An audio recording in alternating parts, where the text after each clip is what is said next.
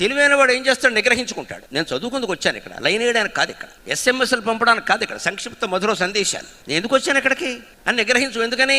ఇంత పెద్ద గుడ్డ, దాని మధ్యలో ఓ రాయి వేసాం, ఒక చెడ్డ ఆలోచన వచ్చింది. వెంటనే చుట్టుపక్కల ఉండే చెడ్డ ఆలోచనలు వస్తాయి. వీడికి ఇలా చూడగానే పక్కవాడే, ఏంట్రా అటు చూస్తున్నావు బాగుందా అంటాడు, ఇదే పక్కరాయి అంటే.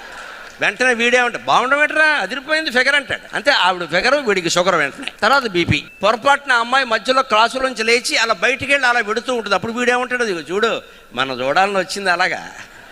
దీన్నే సంస్కృతంలో పూర్వమే చెప్పారు, కాముకుడైన వాడు ప్రతిదీ తన గురించే జరుగుతుంది అనుకునే భ్రమలో ఉంటాడట. ఆ అమ్మాయి అసలు ఎందుకు వెళ్ళిందో, ఇంకోటి కోసం వెళ్ళిందేమో నీకేమన్నా తెలుసా?